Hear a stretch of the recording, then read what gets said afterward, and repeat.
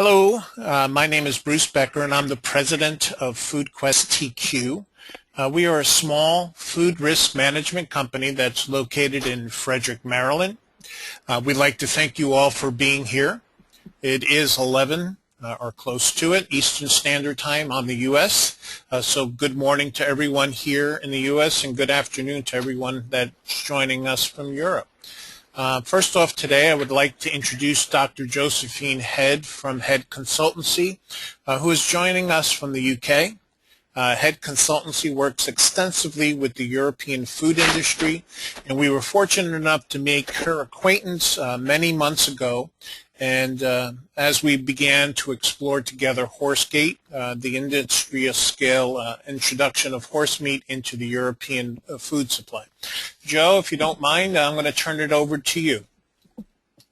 I'm very delighted to be here. Thank you very much. I'm slightly catching up with myself. I've just been on a phone call elsewhere. I'm going to have to wing this. We had a first call last week, I believe it was, the first of 4 in the series. The first one was Means and Methods. There is a YouTube link that you can listen into that. This is the second in the series, which is Countermeasures, as you can read on your own slide.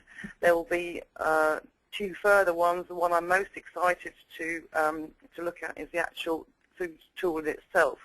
I've been talking to these guys for probably 9 months now. I'm very excited by what this particular opportunity brings. There's a huge gap in the industry in terms of what do we do about food fraud, and as far as I'm aware, this is the most exciting opportunity there is to fill that gap. And at the moment, I don't have access to some of the notes that I'm supposed to have access to, so I apologise. But anyway, we are working together very enthusiastically to introduce something that I think is very exciting for the industry as a whole. Not just for individual businesses to tackle, but to provide a collaborative platform, which I believe is a very imperative way for the industry to move forwards on, rather than individuals scratching their heads, to provide industry collaborative tools such that this is an output from some very expert people working on the food fraud side specifically, that will provide a platform for interaction and collaborative industry growth rather than growth at an individual business level. To actually, I think we're not sure what the next slide is. Sorry, I'm very much winging this. Just to go through what's going to be happening, we are going to present 2 20-minute sessions with different aspects of food fraud, and we'll stop for 10 minutes to have a chat with people. Very important for the process is we've been working hard to sort of to put together what we believe is required, but what's even more important is for you to have in your input in terms of what you think it needs to have as part of the development process. So if you can keep it short and sweet, then that would be marvellous. But comments are very, very welcome, and the value of the product and the solution is going to be far more valuable by virtue of your input than it would have been otherwise. So thank you for your participation today. And we are very, very keen for you to put any thoughts and comments forward. And the instructor for this afternoon is, well, it's afternoon my time, it's morning your time, is John Ignacio. So I've been working very well with him. He's a co-scientist and has a very strong background in risk management, particularly food safety, food defence, and those are his contact details. And I still can't access the specifics that I meant to mention. So I think that on the next slide, I'm handing over to John. So I apologise for cutting you short. But to just pass you over to John. So sorry if that was a bit garbled, but it was totally off the cuff. I got caught out with another meeting that only just finished. So apologies, but please welcome John, who will take you through the technical content of the presentation. Thanks, Joe. How are you? I hope you're doing well. I wanted to start off this morning by making a correction where I misspoke during our last session. I was waxing on eloquently about the slide, and for some reason, contrary to what appears on the slide, I said that avocado oil is not used to cut olive oil. Well, I was wrong. It certainly is used to cut olive oil. But the point that we were trying to make here is that all things being equal, the more expensive the cutting agent, probably the less likely it is to be used by a food fraudster for simple economic reasons. So it depends on where you're located and the method that you're using for cutting. With that said, we can move on to the next slide. But before we move on to session 2, I'd like to quickly summarize for the folks that weren't here last week what we talked about during our last session. I'm going to fly through this, but I think it's important to get everybody back on the same pathway thinking. During the last session, we spent some time in reviewing 7 commodities, and we did it in some detail: seafood, olive oil, milk, honey, rice, milk chocolate, and beef hamburger patties. We shared with you a lot of information, but the interesting part of it is that most of that information is anecdotal.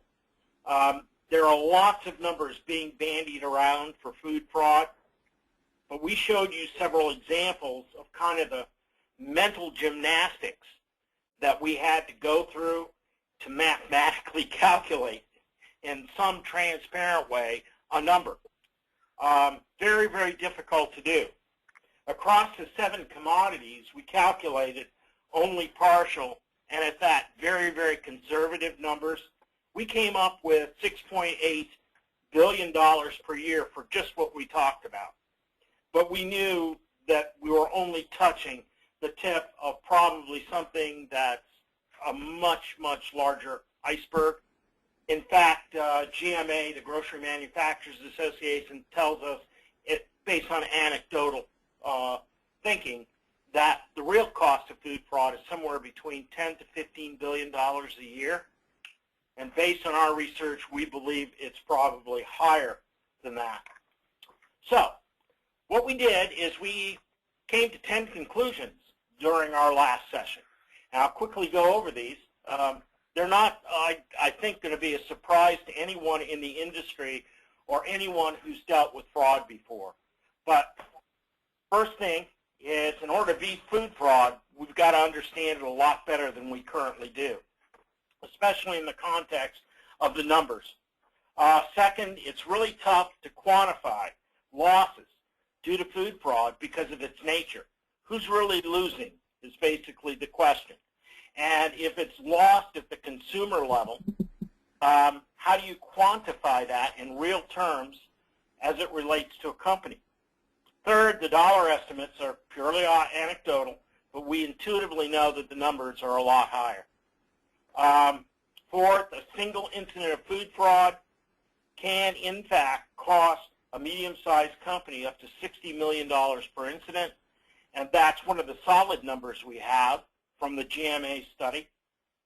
Fifth, the single incident of food fraud can cost a large company, this is about $10 billion in revenues, up to $400 million an incident.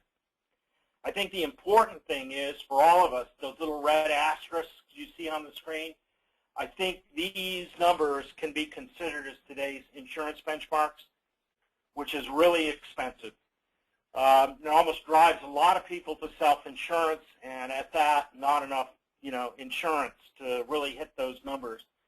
6, all food fraudsters are criminals, and their motivation is shared.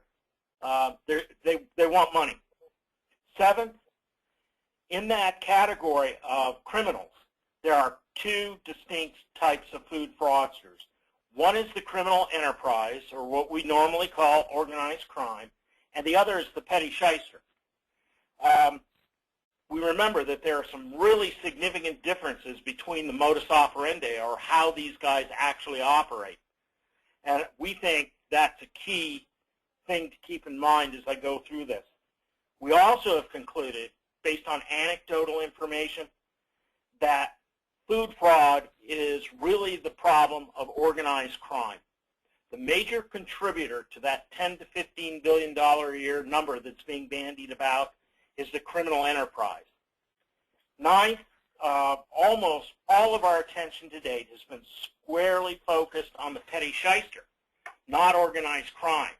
The petty shyster is, pretty easy to deal with relative to the much bigger and tougher issues of organized crime. 10th, if we're going to take a bite out of the $10 to $15 billion a year problem in food fraud, we've got to shift the focus to the criminal enterprise. Okay, so in a nutshell, we talked about 7 hard-hit commodities as examples of what we need to protect. Our focus last time was on needing to protect the entire food supply chain from acts of food fraud. We concluded, at least anecdotally, that the majority of food fraud is the result of the criminal enterprise versus the petty shyster, and we identified areas of highest risk for food fraud along the commodity production chains that we talked about. By systematically answering 4 questions, and they were, what needs to be protected, why it needs to be protected, what it needs to be protected against, and where they are most vulnerable, we were able to create a meatball chart. Next slide, Bruce. And it's here. And what's interesting about this is the clusters, and you can see that we found a lot of red stuff around processors and a lot of red around organized crime. This is where we believe, by commodity chain, the largest problems for food fraud exist. Now, we can spend some more time talking about this, but I wanted to ask anyone if they had any comments from last session. Anybody? Or any questions about what I just presented? Because we all have to share this basis in order for us to move on. And what we did, that's really the first threat assessment that we know of concerning the food fraud that wasn't purely anecdotal. It was structured based on the available data, and although it's kind of a gross sensitivity chart, we now have the basis to take data and create statistically derived numbers for those areas of threat that I showed you on the meatball chart. So we're excited about that. So I'd just like to make a quick comment on that, just for the benefit of those people that weren't here last time. The actual crystallization of a massive amount of information into such a simple format is quite spectacular in itself, but also runs the danger of being so simple that people might run off and think, oh, well, I can do that. But the value of that information is quite extreme and quite exciting, and that's hopefully going to hold people going forwards. And if you didn't see last week, then you won't appreciate some of that. So I think it just was useful to reinforce how valuable that information is in actually moving this whole thing forward. You know, Joe, that raises a good point. If anybody is interested in how that was structured, you can go to the YouTube presentation that we showed. It's on the web, and you can look at that. And it is kind of neat the way this is systematically structured. It's not my opinion or anything. It's systematically structured based on the facts as we know them. Okay. Yeah, and as I said before, the danger is it makes it look too easy, and don't be fooled. I don't think they will when they go through that hour-past webinar. But next slide, Bruce. The outline of today's session, I'm going to do 5 things. First, we're going to talk about the process that we use to identify the countermeasures that we can take to prevent food fraud. Second, I'm going to talk about the countermeasures and the way they can be selected, and to identify what we call the indicators and warnings of food fraud. Another simpler term for indicators and warnings is signals. Okay? These are the things that you see beforehand that tell you that something's happening. So for example, as I was driving to work today, I was coming down a hill, and the driver on the opposite side flashed his lights. That was a signal that a policeman was farther up the road waiting to get me, give me another ticket, which I'm easily capable of getting. So it's a signal that tells you that something is happening so that you can react to it. And in my case, it's slowed down. The next thing that we're going to do is we're going to show how these indicators and warnings can actually be used to create what we call actionable intelligence. The term actionable intelligence is just a fancy government piece of jargon that's basically the types of information that can help you detect and prevent food fraud before it happens. Fourth, we'll talk a bit about how the right countermeasures, if they're applied in the right places at the right time, can form the basis for conducting very effective food fraud assessments. And last, but certainly not least, we'll give you a brief overview of our next webinar on September 18th, where we're going to focus on conducting effective food fraud assessments. Next slide, Bruce. By the end of today's session, we're going to give you a structure to think about adverse food events that allows us to filter out all of the noise from the information that's really important as we try to fight food fraud. We're going to spend some significant time going over the unique things that we must think about as we fight industrial-scale food fraud and the workings of the criminal enterprise. And again, they're different than the types of food fraud that we have traditionally tried to deal with, namely the petty shyster. Hopefully, by sharing this kind of structured process with you, we're going to be able to clearly demonstrate the huge difference between merely asking a whole bunch of questions versus asking the right questions at the right place and at the right time to prevent the bad guy from getting away with it. Finally, we're going to leave you with the ability to think about the right questions to ask in order to produce this so-called actionable intelligence. The information we'll present we presented in our first seminar and we'll present today is the basis upon which we can build effective food fraud prevention programs, which will be the topic of our next webinar on September 18th. Next slide, Bruce, please. Next one. Okay. What we're going to do for the next 20 minutes is we're going to talk about food fraud countermeasures. 5 things that food fraud countermeasures are not. And I underscore, these are not good countermeasures. They're not based on intuition or gut feelings. And this is kind of the security expert syndrome, where you hire a nice consultant to come in from the outside and he knows everything there is to know about security and he tells you what to do. Good countermeasures are not based only on past experience. They are not a rote checklist. In other words, the compliance mentality. They are not simply a well-organized topical list of questions. And this is kind of the FDA syndrome, where we get all these tools they put on there and they give us, the mitigating strategies and all that, and it's just a well-structured list. It doesn't help you very much. And they are not static.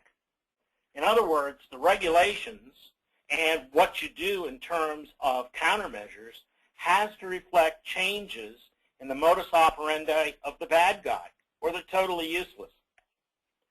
5 things that they are, okay, and this is what we're going to talk about today. They're systematically derived based on the means and the methods that can be used by the bad guy. They're specifically tailored to counteract a specific food fraudster method at a specific location along the supply chain. Third, they're based on lessons learned from both past and imagined food fraud events. So you got to not only know what's happened in the past, you have to ask yourself, what's he going to do next? Fourth, it has to reflect changes in the food fraud threat environment. Okay? And that means intelligence. And we're going to talk about intelligence today. And then they have to be selected based on their quantitative value. Today, when you look at the way standards are developed, there is no quantitative justification for the use of standards. In fact, most, if not all, standards are based on qualitative intuition, not quantitative science. So what we're trying to do is make that flip. There are three things, most important things, that you have to ask when you're looking at food fraud countermeasures. First, how you identify them. Second, after you've identified, what are the right ones to pick? And third, how do you determine which ones are most effective? And the last one is really important because you could end up asking people thousands of questions that they'll never think about if you don't think about what really counts and get rid of all the rest of those other questions. You only want to deal with the ones that count. So there are literally thousands of questions we could ask that relate in one way or another to the issue of food fraud. And in fact, the major standards organizations out there produce literally thousands of questions on food safety, food defense, and even on food fraud. The questions used today for food fraud, however, are based on the intuition of security and safety subject matter experts for the most part. For example, as part of our research, and I mean it's been extensive research, we conducted a review of some of the major industry and government standards and found over 450 different questions that relate in one way or another to the issue of food fraud. And we also looked at the effectiveness of most of those questions in preventing food fraud. Not only were they directed toward the petty shyster, they also had really, when you learn more about our process, very little effective value in stopping food fraud, which is really the critical thing. So the bottom line is, based on everything that we've learned, we are not asking the right questions at the right time, at the right place in order to prevent food fraud. Okay. Let's move on to the next slide, Bruce. During our last session, we spent some time talking about perpetrator means and methods. As those of you who were with us last time may recall, the means are what the food fraudster wants to do, and the methods are how the food fraudster accomplishes the job. Together, the means and the methods are called the criminal modus operandi, or mode of operation, the way he's going to do things. As it turns out, one of the very best ways to filter out all of the noise when you're thinking about something as complicated as food fraud is by using the perpetrator's own means and methods to determine the very specific countermeasures you must take to stop him or her. We'll get into more detail about identifying countermeasures in just a second. Next slide, Bruce. Of course, the critical and second step is to make sure that you're considering the MO, or modus operandi, of the right perpetrator, or the right adversary in this case. In our first session, we discussed the differences between the means and methods used by the criminal enterprise versus the petty shyster. We have to keep in mind that many of the countermeasures that are effective against the petty shyster in preventing food fraud may have absolutely no effect on stopping the criminal enterprise, and vice versa.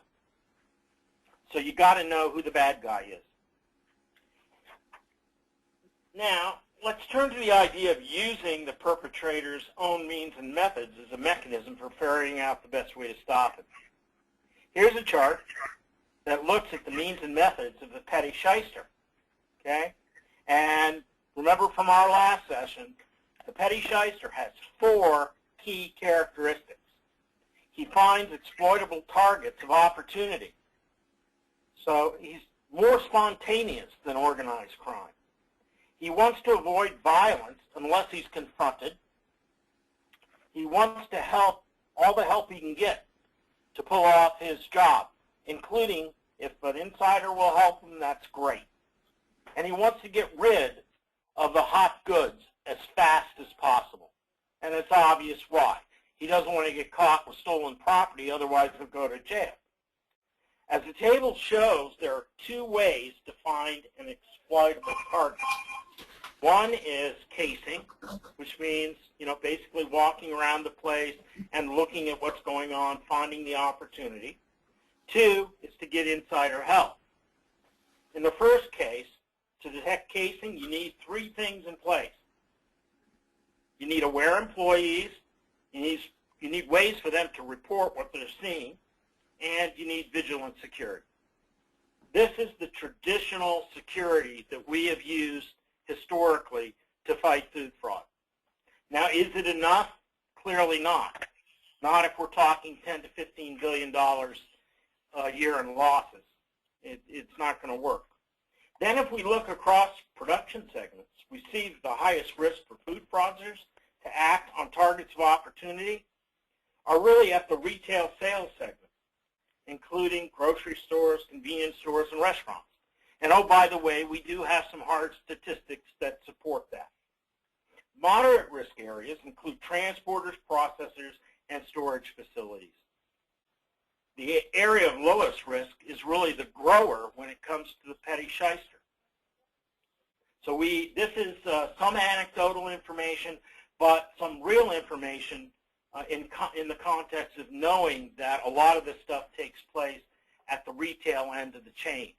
And the reason is there are more exploitable opportunities there, a more open environment. Next slide, please. Okay. Now, let's do exactly the same thing for the criminal enterprise. You can see the chart's a little bit more complicated. Based on our last session, we know that the modus operandi of the criminal enterprise is different than that of the petty shyster.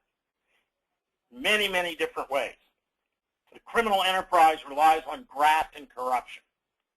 They use two principal methods: payoffs, kickbacks, and bribes. And two, they leverage corrupted government officials for influence in the form of either favor or intimidation. Now you can see from the chart there are 6 countermeasures. One is the knowledge of country intelligence. In other words, if you know that the whole government is corrupt, I think you can draw a pretty good conclusion that you may be up against it in a company that's working in country. Knowledge of the company's relationships with organized crime. Past history of investigations, indictments, and prosecutions for criminal activity is a good signal. The conduct of independent governance audits that are geared toward looking at the indicators of food fraud, which talk to things like shell companies, right? Which talk to things like money laundering and the availability and existence of what risk managers call process maps. Can you trace the money from origin to end? And if you can't, you're probably dealing with a crooked company. The conduct or the reporting mechanisms. Do companies have anonymous tip lines, which are the only thing that really is proven to be a very powerful mechanism one can use against organized crime? That and rewards for tips. We know from our little food fraud assessment that we did the last time, the meatball chart, that the single highest risk area along the production chain for infiltration by organized crime, and the means that are represented on this chart, rests with processors. But there are opportunities along the entire supply chain.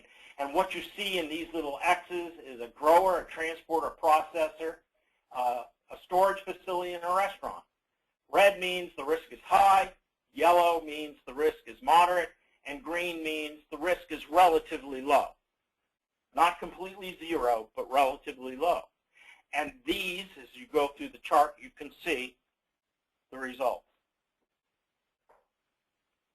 Kickbacks, leverage corrupt officials, complicit banking institutions, offshore funds transfers, use of shell companies, reinvestments and acquisitions in order to launder money, drug and human trafficking, a clear indicator that if drug and human trafficking is associated in country with anything, that you're dealing with a form of organized crime. And of course, last but not least, is tax avoidance. If they're trying to avoid taxes, you know you're dealing with a company that, golly gee whiz, is trying to break the law, basically. Now, complicit insiders, oaths of loyalty they use in organized crime, monetary payoffs and gifts, and threats and intimidation. And again, you can see the specific countermeasures to each one of these in the last column. Okay. Now, after this is over, these will be up on the web, so you'll be able to see them and look at them in more detail. Okay. Next slide, Bruce, please. Okay. Let's do the very same thing for the specific commodity types that we're looking at last time. I chose honey because honey's, fun. Okay? And there are these 7 means. These are the things that they want to do, the perpetrator, with honey. The methods are the things that they actually do in order to implement the means. So, for example, if he's trying to disguise the flora of honey, he's going to add flavoring agents. And he's going to, he's basically got a few places that he can do that realistically on the production chain. One is at the growing level after extraction of the honey from the comb, and the other is at the processing facility where they, batch all of the, individual harvest into one major production campaign. They fill their bottles. They do everything at the processing level. These really are the 2 highest risk agents or risk areas for adding flavoring agents based on, just simple understanding scientific process and what happens along the supply chain. Chemical and biological contamination. We know, based on all the past incidents involving honey, that heavy metals and antibiotics, which is the #1 problem, are the result of allowing bees to forage in contaminated areas. So you can see the thing. And you can see that there are some very specific countermeasures if you think about the problem this way. So what you've done is you've reduced it to a de minimis number of means and methods, and now you've further developed some very specific countermeasures that directly impact the means and the methods. Now, most of what we use for food fraud today is not structured this way. It is structured on, intuitive experience, a look at the past, the so-called experts who build the standards that we all use. And by the way, it's not just food fraud, it's also food defense and food safety and other mechanisms that are built qualitatively, not quantitatively and transparently like you're seeing here. Okay, next slide, Bruce. Now, if you've systematically structured your information by perpetrator and commodity type, means, and methods, and what you have to do to counteract them, you can then subject your countermeasures to what is called a threat continuum analysis. Okay? So, for example, if we're dealing with a criminal enterprise that is using shell companies, laundering money, and is in cahoots with processors and distributors, we would ask 5 questions. We would say, what can we do to deter the organized criminal operation? How can we detect their activities? What could we do to prevent the bad guys from getting away with it? 4, if everything else fails and they get away with it, how are we going to catch them? And 5th, if they do get away with it, what actions do we take to mitigate the consequences? And this is what we call the threat continuum. So every one of the countermeasures or thoughts that we have, we apply those 5 questions. And here what you see is the result. You see that in this case I took a few examples, not all of them. We do this for every one, but a few examples of countermeasures. And then we use the Likert scale of 1 to 5 based on all past events that we looked at. And we have a big database of past events that we'll show you the next time. And we were able to quantitatively, on a scale of 1 to 5, apply a number. So for example, if you're going to deter organized crime from committing food fraud in your operations, a huge deterrent element is the independent governance audits, where you look specifically at indicators and warnings. If you have one of those in hand, you're by all rights probably in pretty good shape. If you test and look at the numbers on tests, they all get 5s. Testing seems to be the very best way to fight food fraud. Surprise, surprise. But the difference in the way we intuitively say that and the way you can quantitatively prove it based on past events is really the issue. So, for example, a very important type of countermeasure to organized crime is anonymous tip lines. Now, what you can see here is that now, for the first time, we're able to organize and prioritize the relative importance of our countermeasures, both in the context of their ability to prevent the event, as well as their value in responding to the event. So very, very important structure for actually being able to scientifically look at the value of what we are doing. And these are just a few examples. You need to do this for every one of them and then select the best ones. Next slide, Bruce, please. That's the end of part 1. I think we've gone, pretty good here. We're in time. What comments from the audience, if any? Yeah, this is your chance. Yeah, I just want to, and again, another comment that springs to my mind is that maybe because I'm a food safety quality person trying to do the job right, this whole food fraud thing has caught me by surprise, and I think the whole European industry has been caught very much by surprise by the whole thing at the moment. More auditing is the order of the day. More DNA testing for horse meat is the order of the day, but everybody is totally struck dumb, not knowing quite where to go, what to do. And I think I would like to say that it's just incredible that this is a whole science in itself that I'm just starting to understand. And businesses individually have no hope in going to where you've got to on an individual basis. So again, I'm just delighted to be part of the process. And hopefully it's exciting people as much as it is me. And obviously I've been privileged with it. So if you're a first timer in this process, they're probably all struck dumb with the content, because it's extremely impressive. Yeah, maybe, maybe not, because there are some really, really smart people out there, Joe, who really they intuitively get this. And, oh, well, I get it. Don't worry about that. But just sort of having it focused like this is extraordinarily powerful. Mm. The key is to be able to really figure out what works and what doesn't. Because right now, asking too many questions. People have jobs to do every day.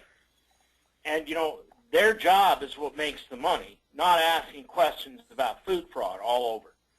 So what you need to do is get it down to the de minimis number of questions. You've got to make it very, very easy for them to use, which, of course, leads us to the last webinar that we're going to have in this series, which is how can you take everything that I've just said and build a computer platform that makes it easy, makes it as easy as being the, attendant at McDonald's pushing the screen. When I say I want a Big Mac, you push the Big Mac, and you get the Big Mac. That's how easy it needs to be for people to really be able to use it, and that's where we're headed. If there are no other comments, we'll start on, the next part. Okay, let's go. Okay, in part 2, I'm going to talk about identifying the indicators and warnings of food fraud. These are the signals that I talked about earlier.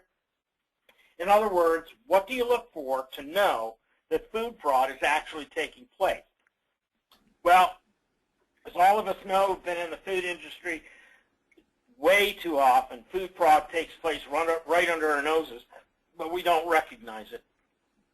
So here we're going to attempt to talk a little bit about how you can do it.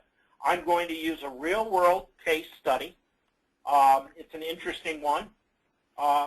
In late 2006, there was a owner of 2 Florida Panhandle seafood distributors. He was sentenced to more than 4 years in prison and fined a lot of money for passing off Vietnamese catfish as grouper. And of course, as all of you know, grouper is the prize fish of Florida. When you go down there, you always have grouper fried. You know, it's got the batter on it. The problem with that is you can't really look at the fish and know what you're eating. So if you're feeling good and you think it's grouper, you know, you assume it's grouper. But not necessarily. But the really important thing about grouper is that it fetches 4 times per pound more than Vietnamese catfish. And 60% of the grouper in Florida is actually fraudulent. So you have, you know, 1 in 6 chance of getting Vietnamese catfish or tilapia or some other cheaper fish if you order grouper in Florida. That's quite a statement, and we know we have problems with especially fish fraud. So that's why we chose this one. Next slide. Okay. There are 3 systematic steps to identify the indicators and warnings of food fraud in that organized crime example that I just showed you. First, you've got to create an event sequence. An event sequence is actually the causal steps in the event. Second, you need to ask yourself, what is it, had I known before that event took place, could I have used to have stopped it? Okay? Third, you need to identify exactly those aspects of the event sequence that are the most important in terms of influencing outcomes. So 3 simple steps that we logically do in our minds intuitively all of the time.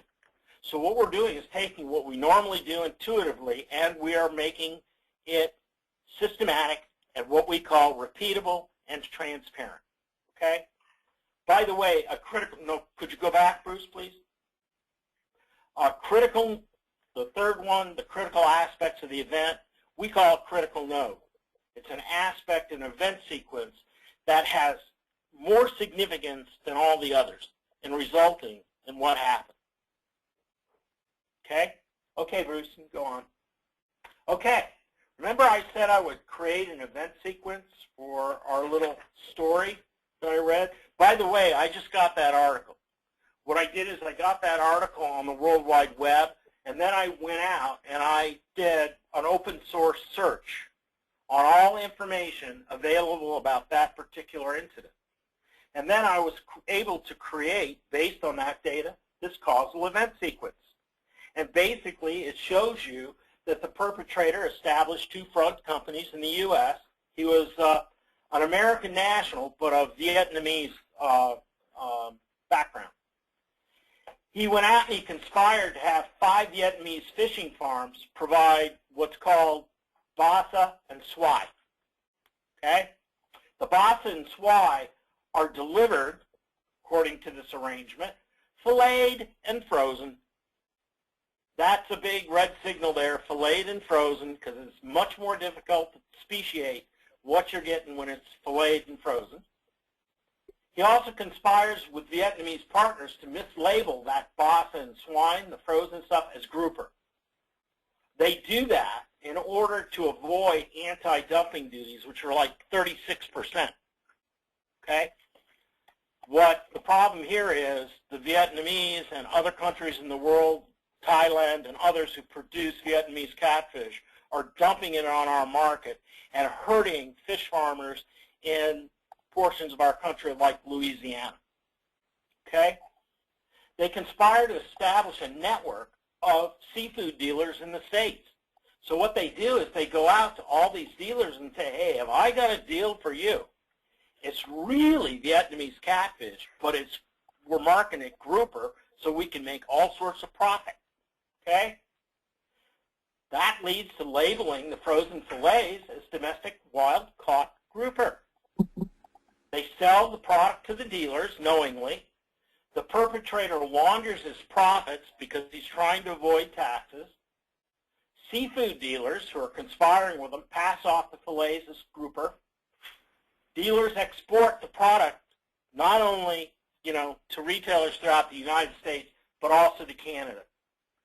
So from the period 2002, 3 years, to 2005, they were able to take 1.6 million pounds of fraudulently labeled fish and sell it. And remember, the price variation between catfish and grouper is huge, and I'll show you that in a minute. Next thing, seafood dealers pocket their markup as profits. They don't need to hide anything.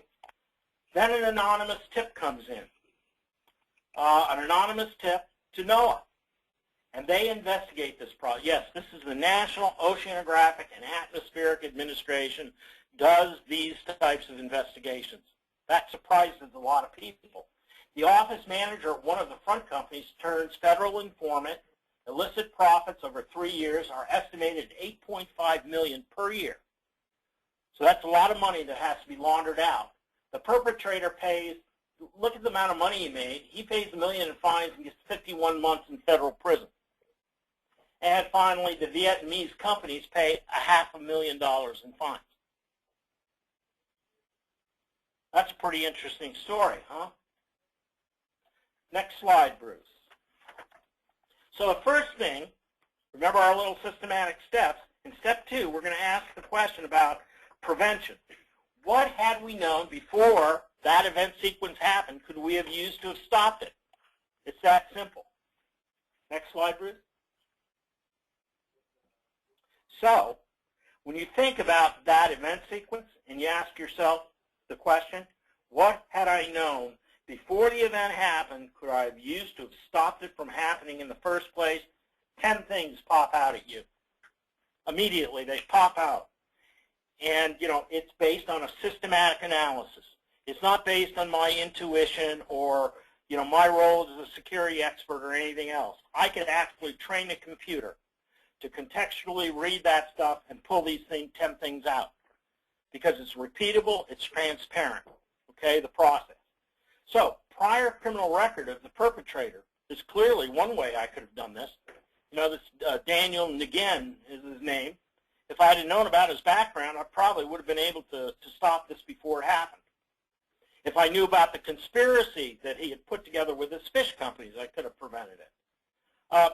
What he did with U.S. fish dealers, his complicity in the distribution chain with fish dealers, the true speciation of the product, that the product was being filleted and frozen for the purpose of hiding speciation. The mislabeling is Boss and Swy as grouper. Relabeling of the fraudulent product for import, and the product was labeled as grouper in Vietnam to avoid the 36% dumping duties. That the perpetrator was laundering $8.5 million a year. That would have sure helped me figure that out. And if U.S. and Canadian authorities knew that fish dealers were exporting relabeled product to Canada, they probably would have been caught. But as you know, the inspectors only look at manifests today. They very seldom go beyond the point of looking at the product itself and doing any testing. There just aren't enough government inspectors for that purpose. Next slide, Bruce. Okay, remember the third thing I talked about was identifying those aspects of the event that are most critical to its outcomes? It was pretty easy in this case, and it really is pretty easy when you do these structured event sequences about what actually happened when you're dealing with organized crime. Here they are. Here are the critical things they had to do in order to succeed. And first of all, use of front companies. The number one indicator, if you know anything about money laundering and fraud, that these guys do. Most fraud is discovered by insiders, anonymously reported. Okay? Third thing is, clearly something we all know in the food industry, falsified labels. You can't do this stuff unless you falsify labels. Money laundering, $8.5 million. That's a lot of money per year to get rid of. And then speciation. Vietnam is a major producer of Asian catfish, not grouper. Just for everyone to know, and yet he was able to pull this off. Economic correlations, which are really important. These are when you look at a commodity like fish and the price of grouper is just too good to be true, then you're probably dealing with a fraudster. But today, that's all intuitive. What we're trying to do in this tool is look at ways to do this in a scientific, quantifiable way. That's why we're working with Glenn Taylor, who's on the phone, Lisa Jack, Joe Head, and others, to try and look at these indicators, economic indicators based on supply and demand, that tell you where the food fraud is occurring. But the biggest issue in all of this is the last one. We found the enemy, and the enemy is really us, because in this case, the fish dealers were complicit in the crime. They knew what they were doing, and the profits outweighed the risk. They knew that they probably wouldn't get caught, they wouldn't get fined, nothing would happen to them, and in fact, that's exactly what happened here. The dealers walked away scot-free in this case. Okay? So those are the 3 systematic steps that identify, basically what you're looking at in terms of the transparency of developing and understanding a countermeasure. Okay, next slide, Bruce. Now let's talk about, next slide, Bruce. Okay. Now let's talk about the process of developing, based on what I've just shown you, steps, what we call actionable intelligence. Now, actionable intelligence is an indicator or a signal that something bad is happening. And these two can be systematically structured and systematically derived by using a systems process. And that's all I'm doing is applying a systems process to looking at food fraud. So, next slide. If you're looking to prevent food fraud, what you can do is develop prevention criteria. And you see that this list, it's very reminiscent of the list that we went through in a previous step, isn't it? Where I asked the question, what is it, had we known before the event happened, could we have used to have prevented it from happening in the first place? And these are the same 10. So this step is really easy, isn't it? Determining the prevention measures as indicators of food fraud.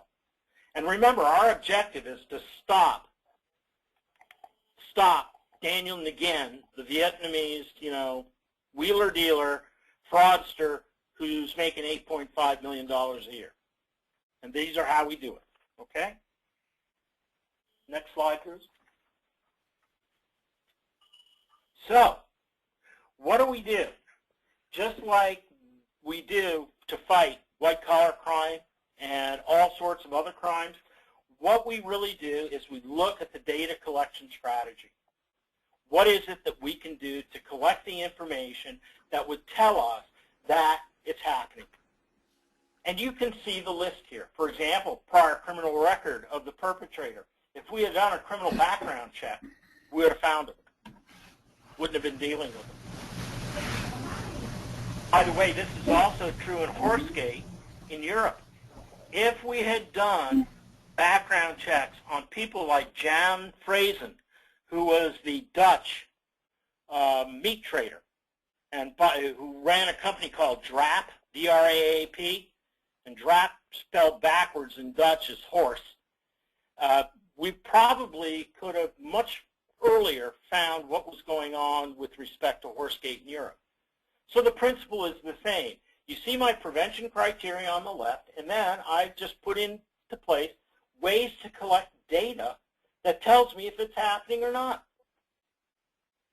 Very, very specific food fraud related criteria. Next slide, Bruce. But then you have to go beyond that. You have to know the country that you're operating in. and this is what we call strategic intelligence indicators. Again, I am focusing on stopping the criminal enterprise, the organized criminal element. And there are very specific things that you do. And you can see, you look for the stability of the government. You look for levels of reported corruption. You do the correlation of major export commodities against price, supply, and demand, so you know this is too good to be true, and you get a little alert that tells you, And you can read the rest of the list, and you can see that what we've ended up with are the things that will tell us that food fraud is happening. And it tells us in advance so we know what to look for in order to prevent it. Okay? Next slide, Bruce. Now we're almost done, so we'll put it all together. This really tells us what the elements are for an effective assessment. Tells us what effective food fraud measures are and what they are not. We discussed the 3 most important questions you have to ask about food fraud countermeasures, namely, how do you identify them, how do you select the right ones, and how do you determine which ones are effective. We talked about how do you identify the indicators and warnings of food fraud, and then how do you use these indicators and warnings to collect actionable intelligence. So collectively, it's these factors that you see on the slide that serve as the basis for conducting effective food fraud assessment. And that's going to be the topic of our next webinar on the 18th. Next slide, please, Bruce. We're almost done. That completes the technical portion of the webinar for today. It's been really a lot of information, but again, this is going to be put up on the web, so you'll be able to go back and look at some of these slides if you'd like to, and look at them in more detail, and then call us or do whatever you want, saying, this isn't right or whatever, and we'll make the correction and consider that as we go to the next step in the next webinar. We showed how the indicators and warnings can be used to create actionable intelligence, which gets to the problem and what to do about it. In other words, what are the specific things we can do about it? We have 4 things to do. We're going to conduct effective food fraud assessments next time, and then we're going to look at new technology to fight food fraud. And number 4 should be the most exciting one, because what we're going to do is take all of this information and we're going to put it on a computer platform in order to do this much better and to do it scientifically and systematically in a way that takes a big, huge bite out of that $10 to $15 billion a year food fraud problem. That's our objective here. Okay, last slide, Bruce. And we're done. So on September 18th, same time, same station, we're going to discuss basically what we talked about in the first 2 sessions very briefly. We're going to show you the core elements of the type of program that retailers and suppliers have to have in place if they're really serious about preventing food fraud. We're going to show you the additional commodity-specific criteria that need to be in place. Not only have we done this, we've gone into criteria that are very specific to commodities, like honey, rice, and the rest. And then we're going to give you a preview of next ILS that deals with the topic of conducting effective food fraud prevention assessments. And that's it. So I'd like to open it up for comments or observations or ideas or anything that members of the audience would like to share with the rest of the group.